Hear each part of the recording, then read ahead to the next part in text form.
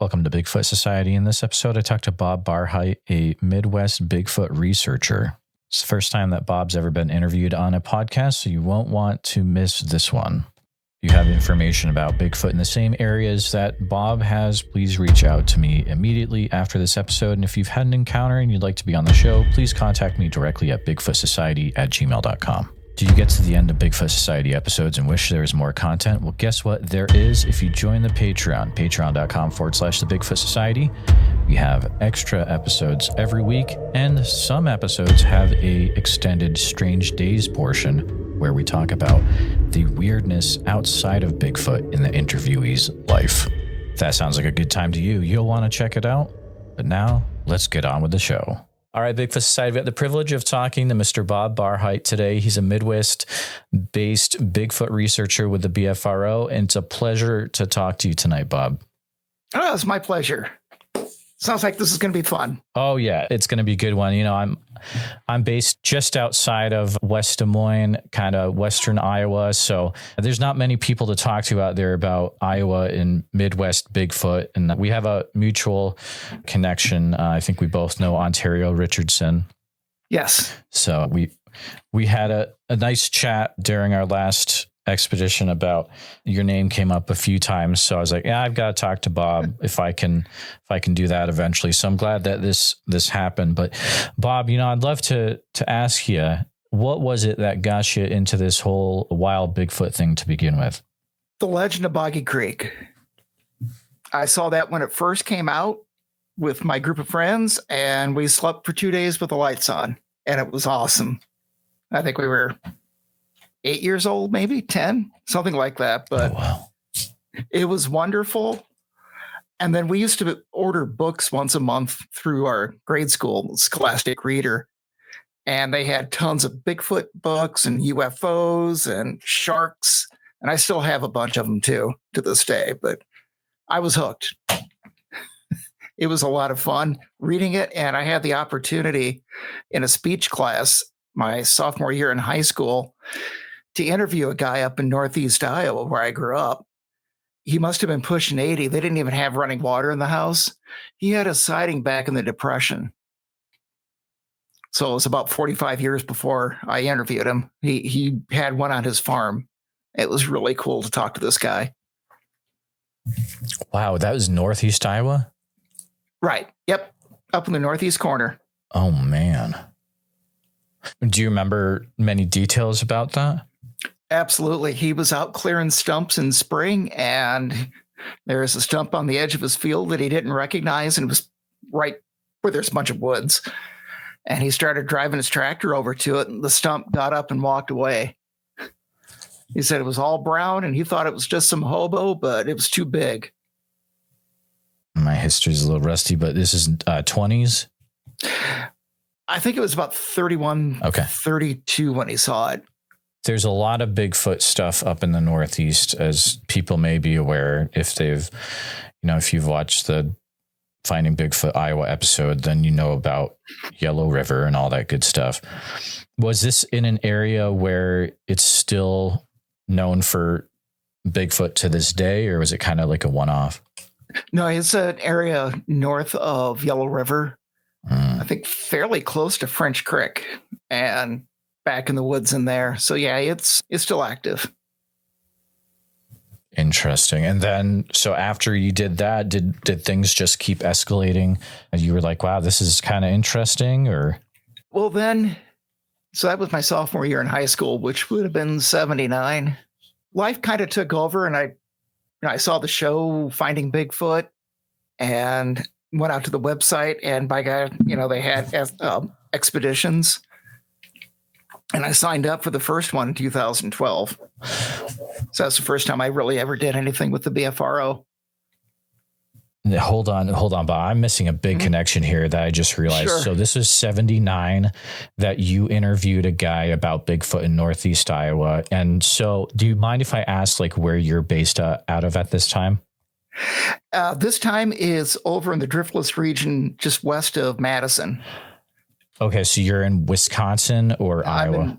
I'm in Wisconsin. I grew up in Waukon, Iowa, not too far from where Yellow River, French Creek, Upper Iowa River, all that. Okay, so at this time, did you have any connections with guys that were also interviewing people in Iowa?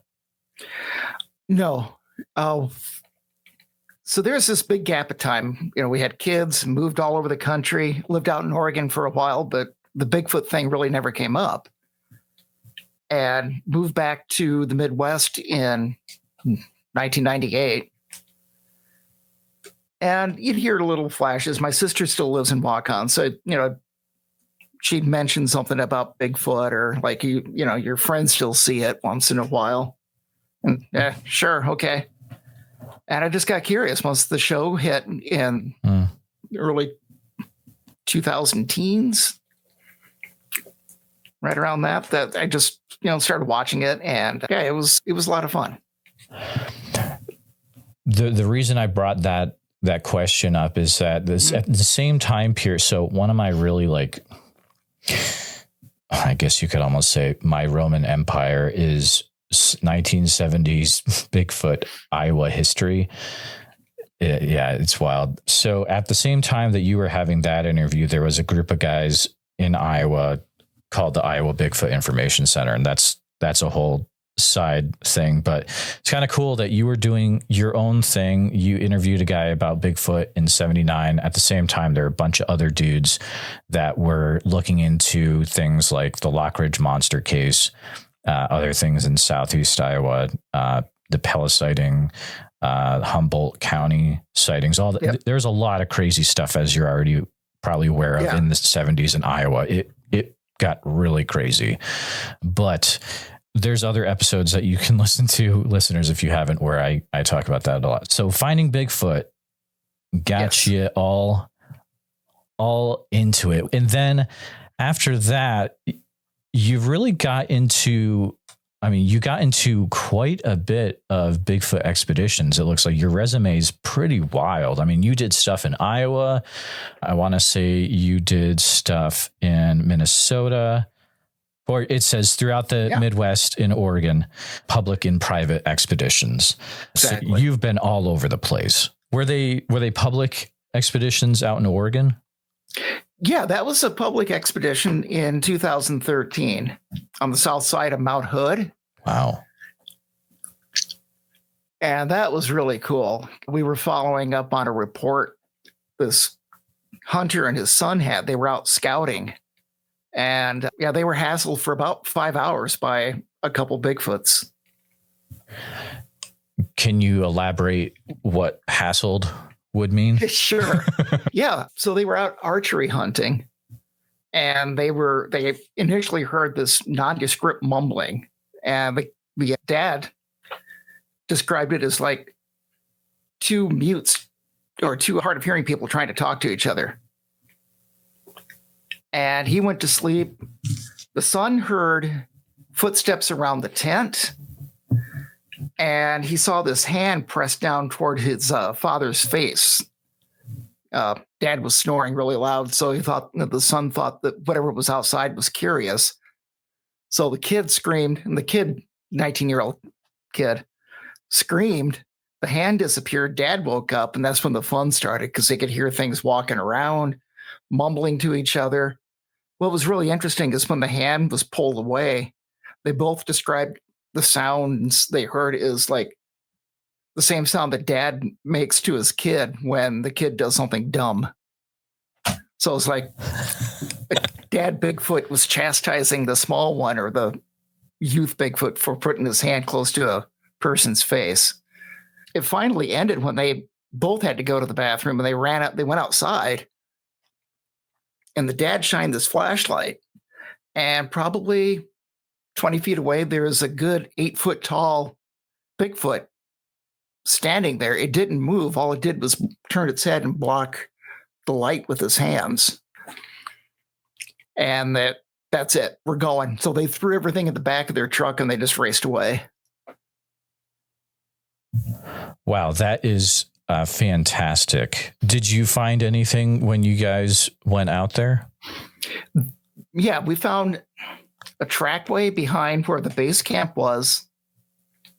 It had gone up the side of the hill, which was kind of brushy, so you could see the indentations. And then it came back down back down to this 2-track road that it had been following, it looked like. The day before the expedition, before I got there, they had a visual sighting out in a clear cut of a Sasquatch standing on 2 tree stumps, and it didn't notice they were driving up on it, coming around this logging road, until it was 100 feet away. It saw it, and it kind of did like a Chris Farley hop, and then it just ran away. So they nicknamed that one Tommy Boy. That's the greatest thing I've heard in 5 years. Yeah, and yeah, it was plausible because I know the investigator pretty well, and we didn't have much go on until the last night of the expedition. Then we had eye glow, and there was something in the brush watching us because we did this big cookout thing, and it was good. At the very least, it was very scenic, and I really enjoyed meeting a whole different group of people that I'm used to hanging out with. Absolutely. So that was the Oregon trip, and then you've had, it sounds like, multiple expeditions in the Midwest. Are there any things that stick out in your mind about things you've experienced over the years from those Midwest expeditions that you could share? Oh man, how much time do we have? Oh, right. Yeah. Yeah. The very first expedition I went on in 2012, it was the Wednesday before. I normally wouldn't like people coming in early, but they allowed me to come in. Got there about 7:00 and got everything set up. And a couple hours later, 3 of us went out to examine this horse trail that they've always wanted to go on. So we walked the horse trail, and then it empties into the back of a field. We walked the edge of the field to where it drops down where a creek is. So we were just hanging out there. And within 2 minutes, 3 minutes, it was really quick, we all saw it at the same time. These 2 red glowing dots off to our left and about 10 o'clock high. So up above head height. And over the course of about 30 seconds, those 2 dots slowly looked like it went into the ground, moved left to right and then down. And they were really hyper. Yeah, that's eye glow. We saw eye glow.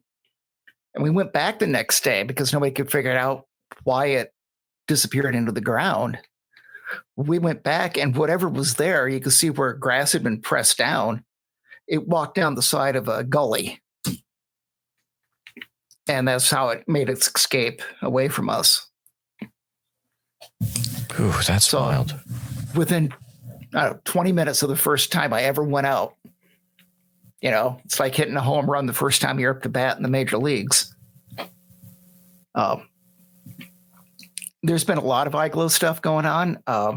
We did an expedition up in Yellow River where there was a large group, and we got split. We were split up. And I was with some seniors who were in a women's choir from Chicago. And we stopped and let them catch their breath, and they started singing and just talking. They, breaking all the rules. We want some quiet. We want to see what's going on. So they're just talking away, yap, yap, yap. And from atop a hill right across from us, these 2 white spots appear really close together, and slowly it came down the hill toward us, and the spots got further apart until you could see in the center of the 2 white spots the black pupil, or what appears to be a pupil. And then there was eye glow that came around our left and our right, so they were trying to outflank us, and that went on for about 20 minutes. It was the most impressive display I've ever seen. So it sounds like you're saying those were eyes. Right. It's our understanding, and I know it's kind of hard to believe, but their eyes somehow emit light. Yeah. It's not like it's a flashlight, although I've seen the flashlight effect before, but I don't know. We're thinking that, at least the group I'm with, that it's a way to communicate over distance without making a sound. So, one Bigfoot could be on one ridge and one on the other side, and one eyes are white and kind of blank and like, oh, there's Fred over there. Just a way to communicate and be silent. That is very interesting. You said that was in, I guess your first one, was that in Iowa? Yeah, the first one was in Fayette County. Oh, yeah. Yep. Okay, very nice. I talked to a gentleman a few years ago, and he shared what was the weirdest story that I've ever heard. One of the weirdest stories I've ever heard. I've heard a few, but this was out of Backbone in Iowa. And I'm just curious if you've ever heard of it as well. There's a gentleman who said that there was a group of them and they saw like blue lights, blue orbs, and they were looking at the orbs and they looked behind them and there was a Bigfoot that was seemed to be controlling it. Is that anything that you've ever heard of? I haven't heard that, but man, Backbone is such a great place. Oh, really?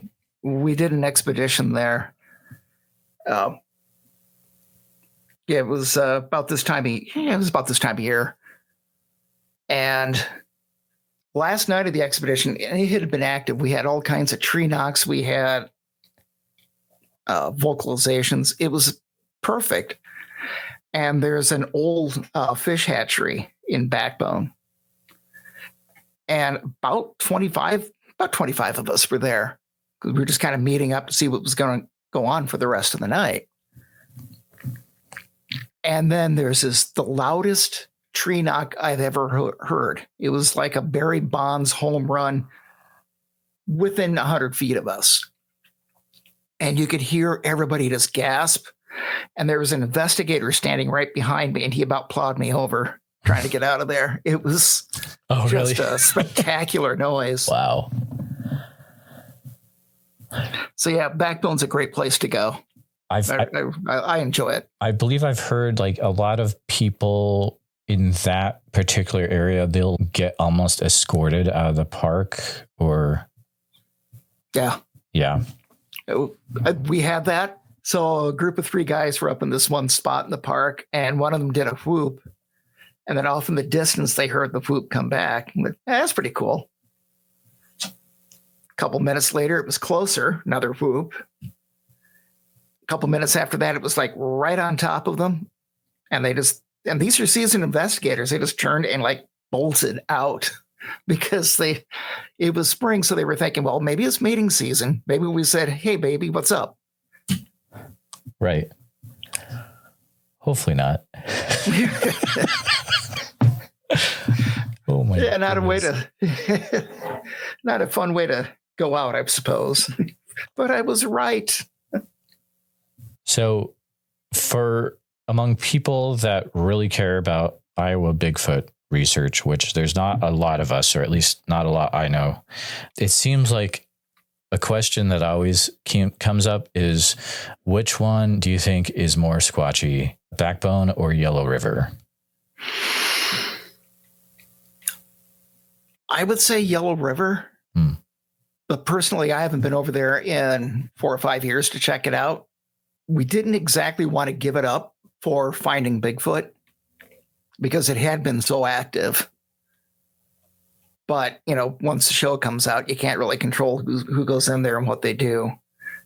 But I do have a friend that occasionally goes in there, and he was there at the end of March, and it was, at least in his opinion, it was starting to get active again. There were tree structures. There were a couple of whoops. Take it as you want, but yeah, he thinks it's becoming active again. When you've been out looking, have you ever heard any sounds that don't seem to fit the location that you're at? Yeah, I think the best examples are just having my jam block, which is a percussion instrument for jazz, and I use that for a tree knock. Having that mimic back at me is a very specific ping, and I've never heard it outside of me hitting the jam block and having it come back at me. That's just that's one example. We've had whoops, which don't sound like, like an owl or a loon. They don't sound like a coyote or a wolf or any other critter that lives in the woods. So those are unusual. I think the really unusual ones, those when you do a knock and you get that back, and then you do a couple more knocks and you get the exact number of knocks back at you. Yep. I've had that happen a couple of times up in Northeast Iowa as well. Have you ever heard anything like a car door or a rusty gate? Yes. Really? Thank you. Yes. Oh boy. I've heard that twice in Fayette County. First expedition, I took a guy down in where I was, where we had the eye glow, and we went back in there and we heard the car radio effect, like chattering, but there's no radio anywhere near us. There's no road. Sorry, car radio effect? I've never heard of that before. Yeah, okay. It sounds like a distant car radio, but there's nothing around. There's no car where we were standing. It would have to have been like 100-watt, like a mini Who concert going on for us to hear a car radio. Sure. There's no houses. There's no other people in there that we know of. It just sounded like somebody was playing music. You couldn't quite make out the words. And then we heard chattering when we were checking out the same location about 3 years later, right at the end of March. And we were walking up to the main campsite, and all along on one side, we kept hearing sound like a radio, like somebody was trying to talk on a radio to us the whole way up to where we were going. It's just, there's nobody that had a radio on. Nobody had a walkie-talkie. That's the best way to describe it, is somebody's trying to talk to you. Oh, man. Rusty Gate. Yeah. I've had that actually not that far from Madison in Blue Mountain State Park, for the Wisconsin listeners, which is a small park, but I've had quite a bit of activity in there. I've had stuff thrown at me and eye glow and seeing shadows out in the distance on the horizon moving around. But yeah, they sound like a gate swinging, like you described it. Now, do you have any explanations for that? Because let's say, I know this gets brought up in a few paranormal, like not so much Bigfoot podcasts, but paranormal ones. And they want to say like, okay, maybe it's a portal. Maybe there's something Dogman related. So it kind of comes up sometimes in Bigfoot conversations as well. My hunch would be that they're mimicking sounds as a diversion, trying to get our attention away from something going on either behind us or off to one side. That's consistent with having stealth thrown at me from behind, that there's something more active. Like it's like they want me to turn around and look at them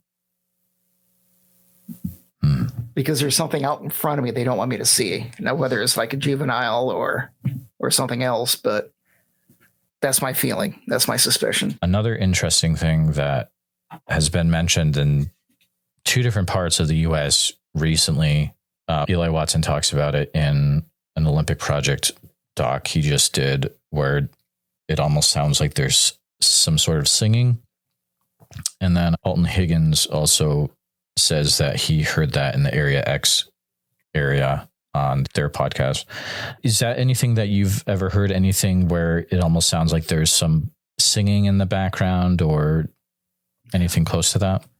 Yeah, that would have been the radio effect. Oh, yeah. It just sounded like a distant car radio, like there's a song on. We were conversing beforehand, and you mentioned the Driftless region, which, from what I'm aware, that is Northeast Iowa, a lot of the western side of Wisconsin, and a little bit of the southeast corner of Minnesota. Is that correct? Correct. Yeah, and it goes down into Illinois, like around Dubuque, across the river, and Galena, down that side too. But most of it's in Northeast Iowa, Southeast Minnesota, and especially in Wisconsin. So a lot of listeners, and I did this before I moved out here too, you think of the Midwest and Iowa as cornfields and the field of dreams. it's important to know that places like the Driftless region exist. And would you be able to explain why that region is important, especially when it comes to Bigfoot research? Right. So the Driftless region exists because the last round of glaciers missed it. So instead of getting scraped down like Western Iowa, it's this area that's kind of lost in time. Steep hills, underfed streams. It's just amazing. It's heavily wooded. It has low population, and it has an abundance of food. You've got deer, you've got all kinds of fishing going on in the trout streams, and the cornfields that they still grow in there. It's a great place to go if you don't want to be seen. You can follow rivers, you can follow streams through the woods, obviously, and just never be seen by anybody. So you have means of escape. So if you're a bipedal 8-foot tall creature, if you're something like that and you want to move and not be seen, Northeast Iowa, Wisconsin, Minnesota, best place to go. The reports that come out of the Northeast part of the state are wild. And these are things that I get every once in a while directly to me. I mean, Dubuque County, for sure. All the time, people are bringing up Dubuque County, Little Macocata River. It just sounds like if all these people are legit, like there's a lot of action going on in the Dubuque County area. Right. I've helped investigate an area just south of the mines of Spain. It was great. We've gone in there a couple of times. The investigation we were doing, it was a father and his kids.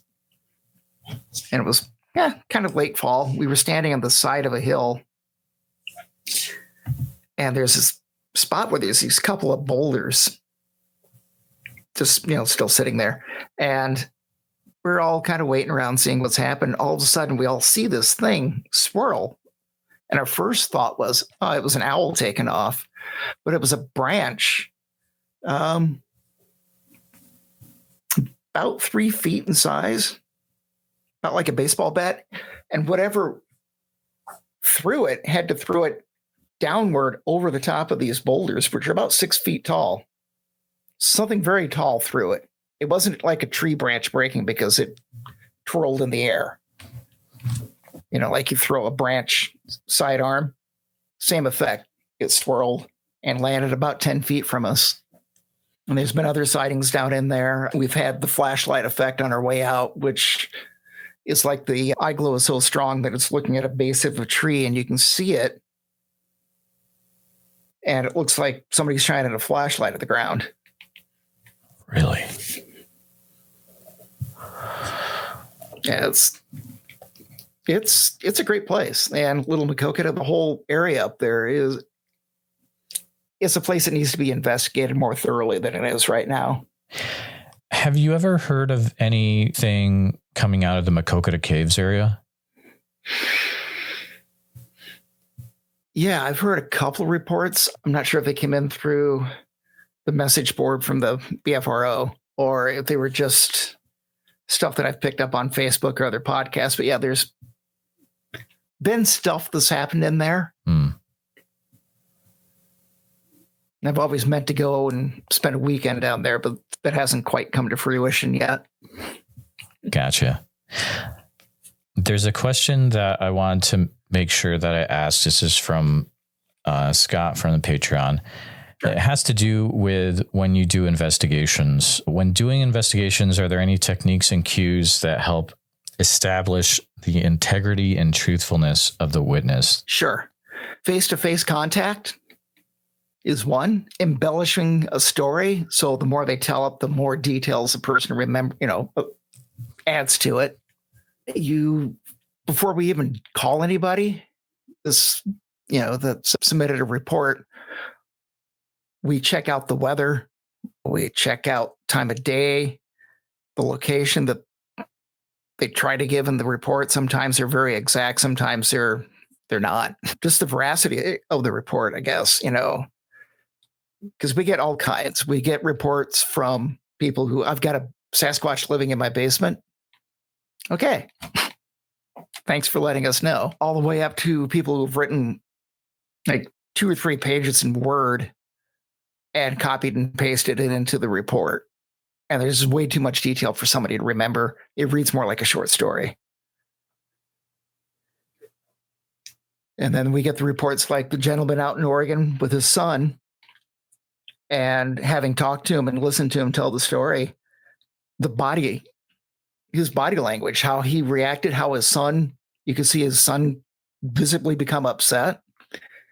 The rate of speech the guy was using as he was telling the story, and the more details, when he got into what was happening, it was like his heart was increasing. He was speaking kind of like this, like I am right now, where you just kind of start, stop, and have nerves that whatever happened to them, it shook him up. And then when we go into the location to do a follow-up investigation, is it plausible? I mean, did they see what they saw?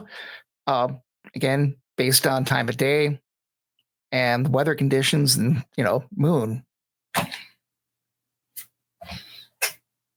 I hope that answered the question for him.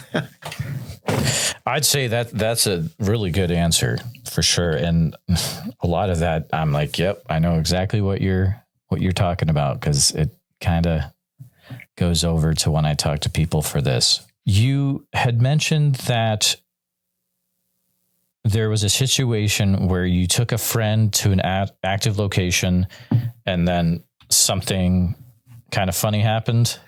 Oh, yeah. So again, that was in Blue Mountain State Park. It was about 9:00 at night, and a group of like 3 people and myself, a guy and his girlfriend, another guy and me. We had dinner together, and, they just, there's no such thing as Bigfoot. And they're just kind of egging me on. Let's go see what happened. Let's go see where you go. All right. So about a 15-minute drive from where we were, and we park on the side of the road, and everybody gets out. Overcast night, a little bit of a chill in the air, damp. It had rained. And I do a high-pitched whoop. And immediately from the woods behind us, the whoop comes back at us. And from right in front of us, whatever it was, mimicked my whoop right back at us again. And they just piled into the car. Well, we got to go. It's like, come on, the show's about to begin. But, they wanted to go, so I had to take them home. But that was fun. That just, man, that blows my mind. And you hear situations like that over and over. It's like someone wants to get into the situation, and then something happens and they're like, we got to get out of here. It's like, dude, why did you even and I mean, I get it. I've experienced some weird stuff in Iowa. I haven't let's see. Tree pushed over, wood knocks, but I heard whoops in my tent. I guess nothing that would really scare me yet. I mean, it was all really cool, but had it happen with a guy who active military. We were down in Fayette County, and we were walking this dead end road that goes to a bridge, and we get to the spot where there's water that trickles down the side of a hill. And he would stop, and I tell him, this is a spot where stuff usually happens. And he looks at the hill and said, what are all those white lights looking at us? Oh, they're checking us out. He just turns around and wants to leave right away. I've seen it. Wow. Yeah, I mean, for some people that is enough. They're out. Have you ever had a situation where you've actually had a visual, or what do you feel that the closest you've been able to come to one would be? Good question. So when we did an expedition in Iowa in, I think it was 2014 in Fayette County, we do a big cookout. When we were doing this up by West Union, there's a park that was built by a civilian conservation corps right before World War II. And everybody was in the shelter and they were eating and having fun. And I was just standing out on the periphery of it, just watching this area down below us. And I saw something very tall, all one color, stride between two trees and just stop. And we knew where everybody was at the time. So it wasn't anybody in our group. And it was uniform in color. It was tall and it was thin. And this was mid-April, late April again. To my satisfaction, yeah, I can say I've seen Sasquatch. I've had shadows. I've been with another investigator in Fayette County, standing on a dead-end road and the bridge there. And we both have seen something big and white move between a couple of rocks on the river. So I haven't had the classic Patterson Gimlin road crossing. Hi, how you folks doing? I'm just go look away type thing. But I've had, to my satisfaction, I can say I've seen something that I can't identify. That's really cool, though. Maybe someday I will get to that. We will see. Just need to get more out on the field. Another question that comes up in Iowa Bigfoot circles is, everything good happens east of Des Moines. How do you feel about that? Well, being from Northeast Iowa. Right. Yeah.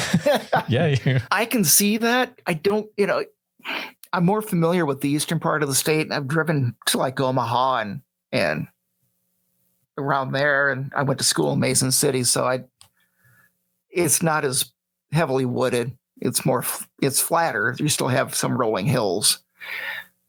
I wouldn't say that's 100% correct, because as you get closer to Missouri from Des Moines, there's activity down there. So we've had reports of rocks hitting cars. People have been just stopped on the side of the road. And this guy had a windshield cracked by a rock the cat flung at him. Oh, wow. So I wouldn't say it's 100% accurate that the good stuff happens east of Des Moines, but definitely if you're in Des Moines and you want to check out stuff, find a county park that's out in the middle of nowhere. Just look for water and look for trees. Google Maps, best friend you could have. Yeah, and that actually leads to a good question. So, and you may have just answered it. What are your factors you look for? If, let's say, you're in a new area, new state, and all you've got is like you're using your map, what are the main things that you're looking for to find the places? I look for a few roads. So not like Western Iowa where you have crossroads about every half mile, quarter mile, something like that. Mm-hmm. So it's not checkerboard like that, but you look for trees, woods. You look for water. And just like, what's a good example of a state forest up in northern Wisconsin? You'd look for areas where it hasn't been heavily clear cut yet, where there's still older trees, 50, 60, 70-year-old trees that haven't been cut down, but there's ponds in it, for example, and not very many people. And for me, that's a good place to start. Gotcha. Do you ever focus on what the annual amount of rainfall is? Not exclusively. Okay. I look more towards when does spring start coming in? When does winter come in? What are the temperatures? I've had activity, again, at Blue Mountain State Park in Wisconsin during heavy drought. It's a constant source of water. So if there's no rain, it's a lot harder to find water. So you find the water and wait for them, they're going to show up. Sure. Has there ever been a time when you were either like, you know what, this is too intense. If I could get out of here right now, I would. Or have you ever heard of anything reported to you from someone else that was like, wow, if that happened to me, I would be like, I'm out. Well, I think the guy in Oregon that and his son having the tent stalk, that would I'm out. But personally, Fayette County again. First time I ever went out by myself, and it was a Memorial Day weekend. And I got into the park really late. It was like 11:30 already at night, and I had to park and walk into the same spot where I initially saw Iglo the very first time I ever went out. And made my way down in there. And I thought it was in there for like 2 or 3 hours. And I got a videotape camera going, an old Sony with night vision. And I hear something rustling to my left, and I look over. And whatever it was kind of standing down in a ravine. But it was almost my height. And when I look at the video, you can kind of make out a face, but you can definitely see the shape of the head and the eyes. And it kind of is swaying back and forth. And sometimes the discretion is the better part of valor. So I got out of there really fast. Yeah. And I went back, and when I did watch the tape, I was only in there maybe 20 minutes. But time-wise, when you're standing in kind of like up against a pine tree, time stops. Right. Yep. You made the right choice, probably getting out of there. That sounds pretty interesting. That was intense. Yeah. Have you ever had any discussions with DNR officials or the equivalent of such about Bigfoot? Yes. In Wisconsin, I had a good DNR connection. They would field reports and just put them in their equivalent of the dead letter office, just put them in a drawer. And he would give me some. He'd give me the better ones, or the ones that the DNR themselves had. Specifically, it was up around the Wisconsin Dells several years ago. DNR guy out, he found tracks about 8 feet apart. So something very tall walked through this freshly maintained gravel road, and you can easily see the footprints, he said. Huge stride. I mean, whatever it was very tall. You can't rule out basketball player from the UW coming up to the Dells, but they get reports. They don't follow up on them. They'll just put them away. How does one go about starting that type of connection? Because that's an incredible thing to have going on. I met him through his wife. There's a place in Mount Horeb, Wisconsin, where we would go, spend the evening. And once he got comfortable enough knowing me, we had other hobbies that we enjoyed. He's a big hockey fan. I love hockey. He teaches snowboarding. I don't snowboard. I just plummet. We would chat, and once he trusted me enough, that's when he started giving reports. So it's like a second hand connection, I guess you could say. Gotcha. This, for me, seems like it's the best way than just coming up and approaching a DNR officer. Hey, what you got for Bigfoot? Right. Yeah. That never goes well. No. Usually doesn't work, guys. Don't do it. Do you have any like Bigfoot stuff on your vehicle? I have one tiny sticker on the back window. It's there along with the American Needs Farmer sticker, University of Iowa, a Twins and a Viking. So yeah, everybody knows I'm certifiable. Nice. Has having that sticker led to any people coming up to you or anything interesting at that? I've been waved at. Somebody would pass me and wave. Yeah. Maybe I was just going the speed limit and they didn't like it, but they would wave. But people coming up and wanting to talk, no. And I kind of like it that way. Gotcha. Have you ever had anything happen in the Kettle Moraine area of Wisconsin? We had an expedition in the South Moraine. Apparently I picked a bad weekend because there were some stock car races or tractor pull or something going on that was relatively close. I haven't had anything happen, but the northern moraine would be my preference to go to. There's a fire tower. There's a loop that has a fire tower on it. And that is one of the creepiest places I've ever walked. You can go in there midday and there's so much growth in there. It's like you're in at night. Oof. And I know an investigator that lived up around there and would go there quite a bit. And he had all kinds of activity. He's had chattering back and forth around him. He's been escorted out numerous times. He says it just gives him a really bad vibe going in there. Is that Jay Pachochin? No, it's Rick Rellis. Oh, yeah. Rick's the guy that told me the story from Backbone. That would have been our expedition. Really? Yes. Bob, are you holding out me? No. So you were on the expedition for the orbs in the Bigfoot? Yeah. Okay, dude. So they kind of question whether it was orbs, but okay. That should be our expedition because we've gone in there a couple of times, and it's a great place again.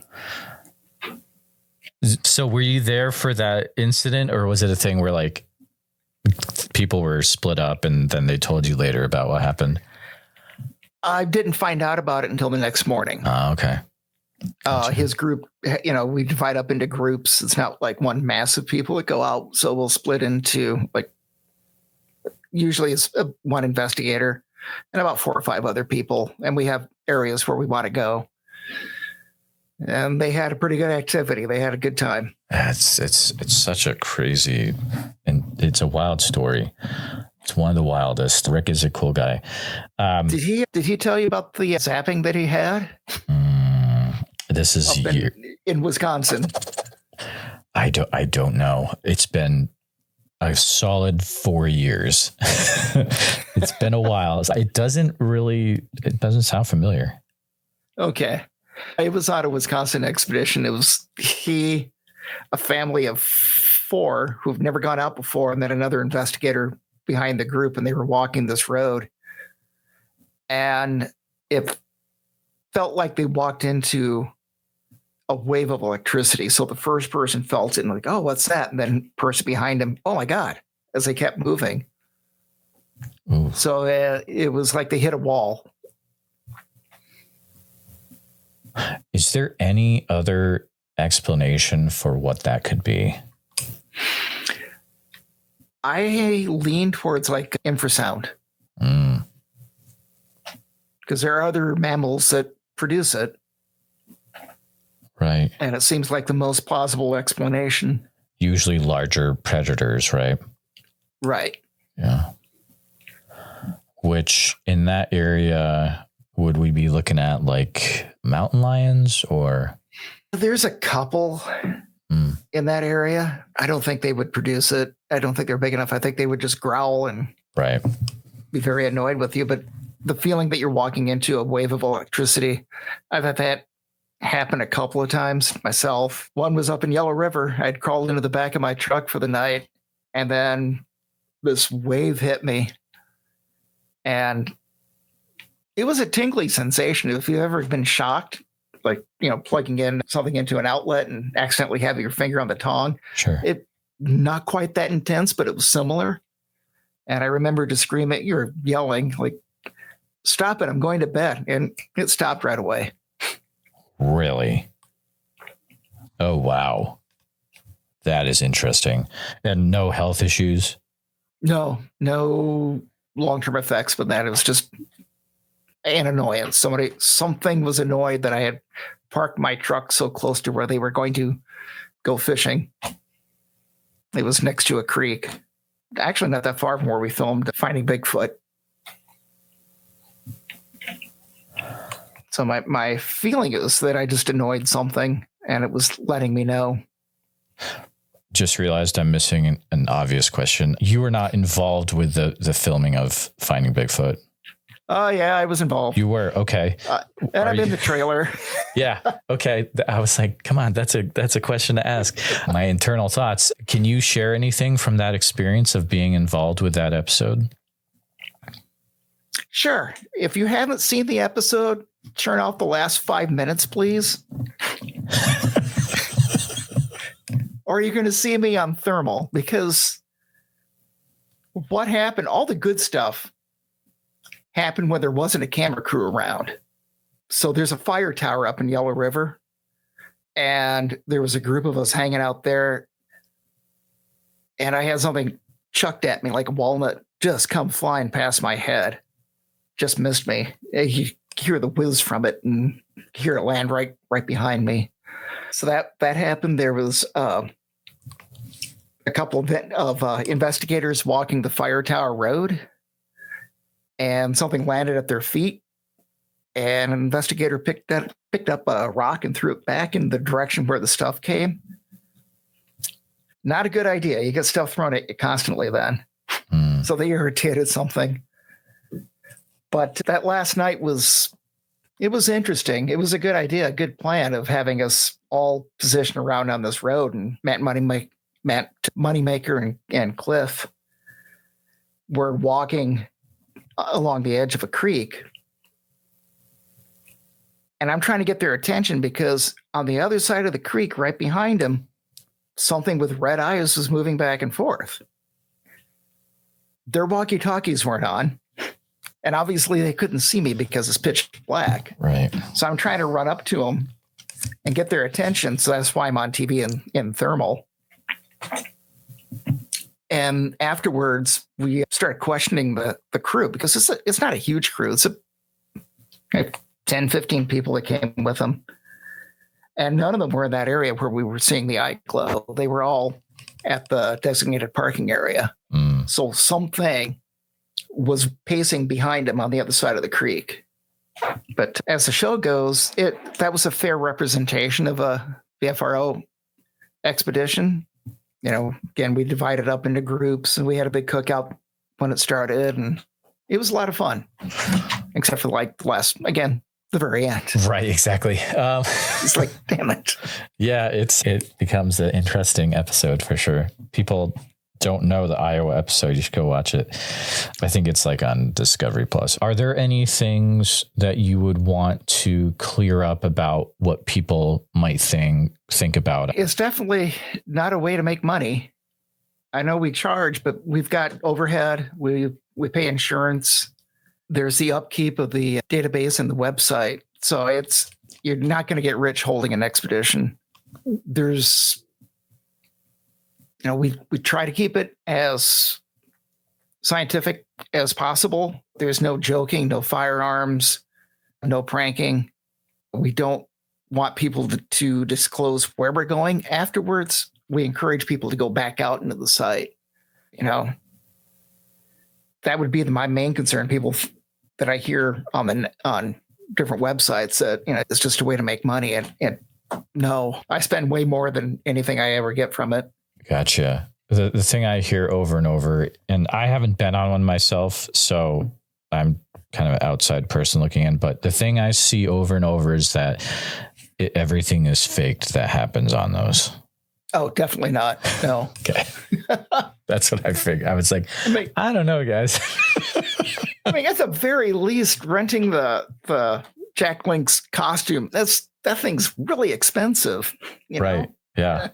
You'd have to really raise the price. Yes. No, there's no faking. We don't plant evidence and, oh, hey guys, let's go over here. No. Gotcha. Oh, that's good to hear. Have you ever captured any interesting audio evidence yourself personally? I've been doing this since 2012.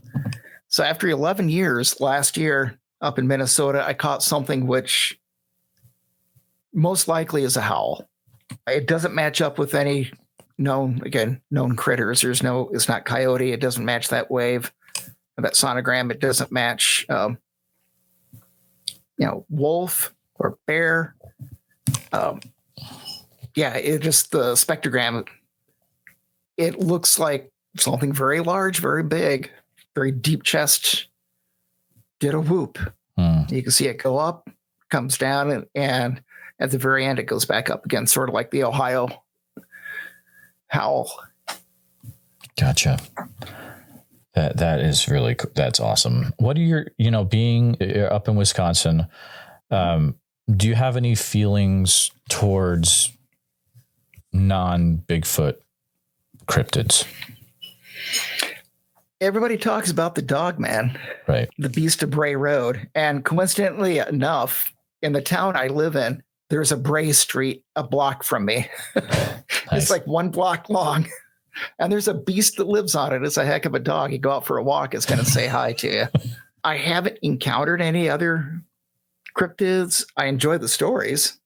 One of my best friends wants to borrow my recording equipment and go sit in cemeteries. Oh my goodness.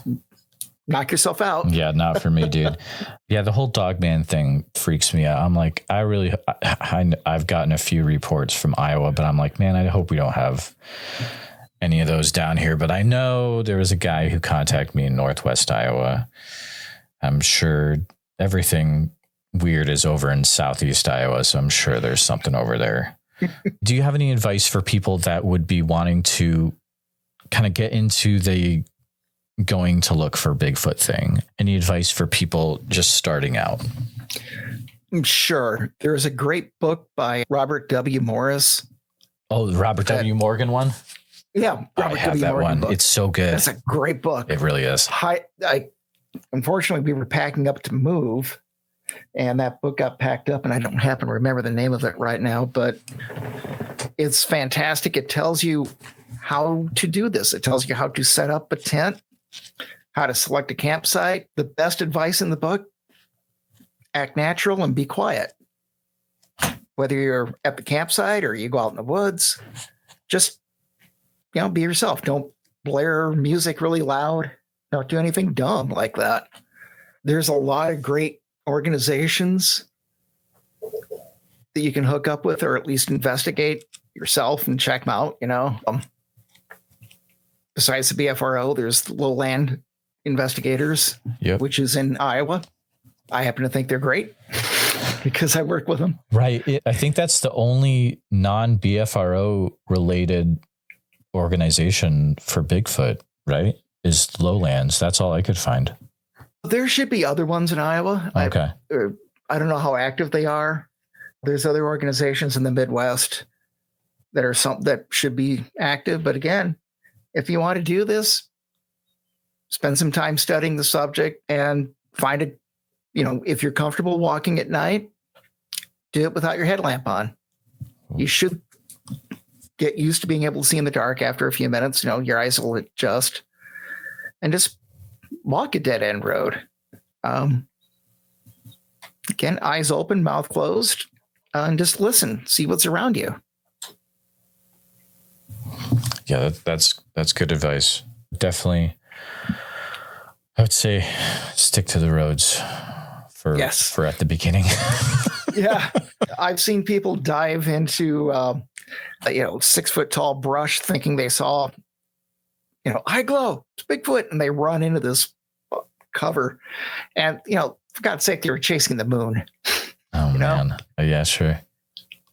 So again, there's another piece of advice: when you go out, make sure you know where like cell phone towers are. If you're going to a spot, headlamps from car headlights, tail lights, just check it out and make sure that your surroundings before you commit to going out for 3 or 4 hours at a time. Yeah, this is not a thing where it's like you decide to do it at 9 and you go out at 10. Like you need to put time into preparing for this and know Are there snakes in the area I'm going to? Maybe I need to be prepared for if a snake is there, like a poisonous snake. That's kind of a big deal in Iowa in some parts. Yeah, definitely do your homework. And if you have a buddy, that helps out too. But yeah, that's my advice to tag on anyways. But yeah. Bob, this has been a really fun chat. There are a few things I want to ask you afterwards, if you have a few extra minutes. But I'm really thankful for you for coming on the show and sharing some really solid information about the Midwest in Iowa when it comes to Bigfoot. There's not a lot of people to talk to, and I just appreciate you coming on. Are there any ways that people do you have an online presence at all, or ways people can contact you, or are you kind of in the shadows and like to live that way? I lurk in the darkness. Perfect. Lowlanders, that website, you can contact me through there. If you have a report, you can put it on the BFRO website for Iowa and request me to be the investigator. That's the best way to do it too. Those two. Awesome. That's great. Well, thank you so much for coming on, Bob. Yeah, my pleasure. It was a blast. Please take a minute to help out the show by subscribing on YouTube, making sure you hit the bell so you don't miss any notifications, and share the episode on YouTube with a friend. Also, if you're listening to us on a podcast, thank you so much. Make sure that you're subscribed, share the show with a friend. Really, it's all about sharing the show wherever you can. If you've had a Bigfoot encounter related to the following or know someone who has, please reach out to me at bigfootsociety@gmail.com or pass on my email. Here's the list.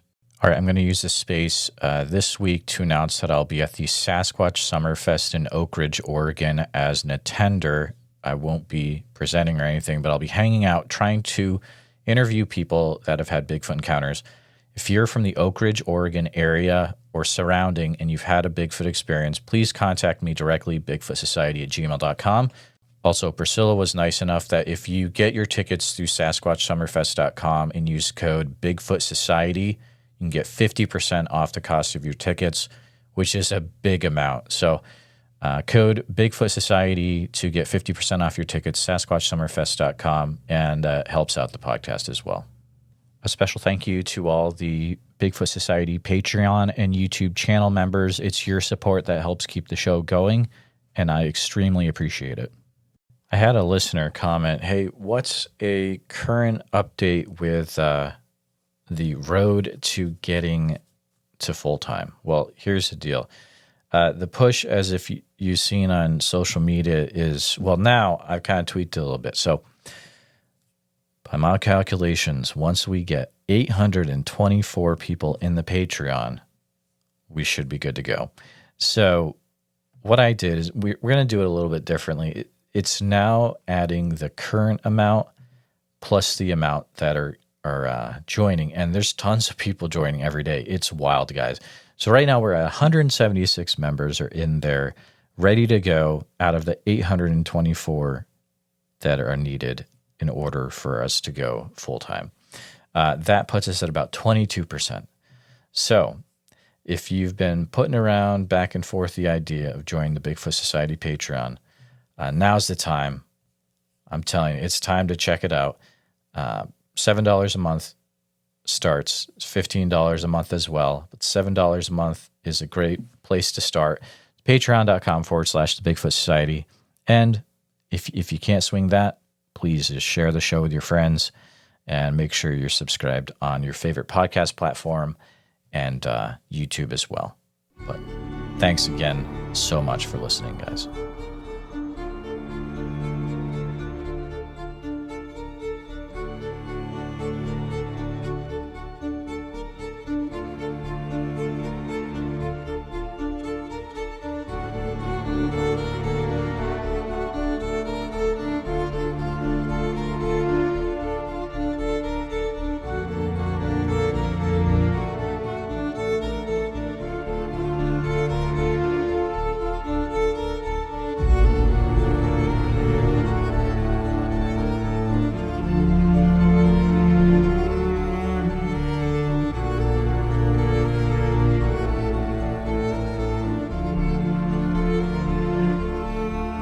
Her and I can get on here and we can tell our stories. Maybe there's somebody else out there listening that's too afraid to tell their story. Maybe this will give them the courage to come out and not feel so bad about it. Who cares what anybody thinks? I know what I saw. I know what's out there. That's all I care about.